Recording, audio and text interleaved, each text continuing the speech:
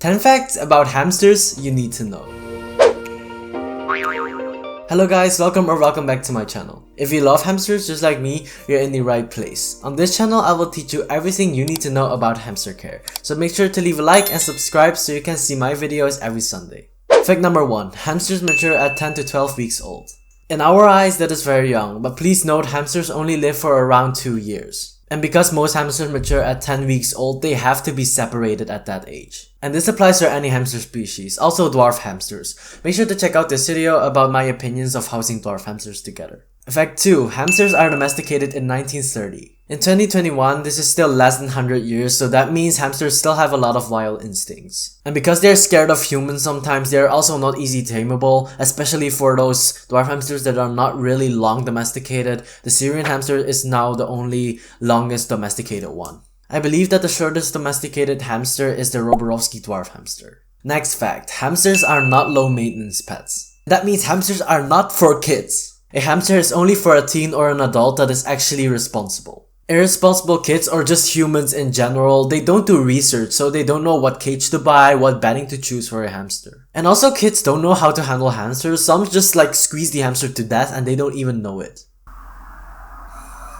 That's just very rude. The next fact is that hamsters are omnivores. A lot of people, including me at the beginning of my hamster owning journey, thought that hamsters were herbivores. And that's not true. Hamsters eat various insects such as mealworms, what else I don't know, as well as seeds and grains. Hamsters cannot live on a hay-based diet such as oxbow or stuff, which oxbow is quite good for other animal species such as maybe like a chinchilla or a bunny or stuff, but not for hamsters. If you want to know what to feed your hamster, make sure to check out this video where I talk about hamster diets. Next important fact is that hamsters are very stress prone. When I heard about that at first, I wasn't really happy with it because I don't want to scare my hamsters, of course. But if you are careful, actually it's not really hard to take care of the stress of your hamster. And what the stress do to your body, it leads to a weakened immune system. Just a sudden movement can scare a hamster and lead to stress. But things as a small cage can also lead to very much stress, so make sure to buy a big cage for your hamster. The next one is one of the most important facts you have to know, and that is that hamsters are solitary. Solitary basically just means that they cannot live with any breathing, living animal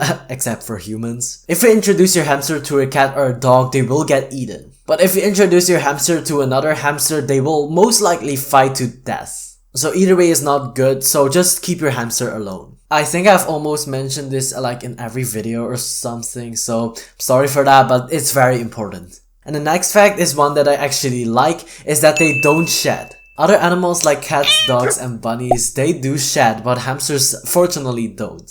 So what does that mean for you? You don't have to clean up your hamster's hairs, and you also don't have to brush them, except for the long hair Syrian hamsters. You have to brush them, but they don't shed either. Of course, hamsters do lose hairs, just like humans. Humans lose hairs, but they don't shed, of course, because that's just scary. But they don't lose hairs as severely as like a dog or a cat. Now I'm actually wondering, do cats and dogs even lose hairs? I don't have a dog or a cat. Next fact is about a hamster's wild instincts, and that is that they are burrowers. Hamsters create relatively deep burrows just to sleep in, or just basically just to live in. And as I mentioned before, hamsters are not domesticated for very long, so that means they still have a lot of wild instincts, and burrowing is of course one of them. This instinct is basically enrichment for them, so you have to put a lot of bedding in your cage. Of course, it is usually only possible with an aquarium, so make sure to get an aquarium instead of a barred cage. For dwarf hamsters, make sure to provide at least 6 inches or 15 centimeters of bedding depth. For Syrian hamsters, make sure to provide at least 7 inches or 20 centimeters of bedding depth. And that is only at least how much you should provide. Of course, more is always better. Of course, make sure not the whole cage is covered. Make sure that there is also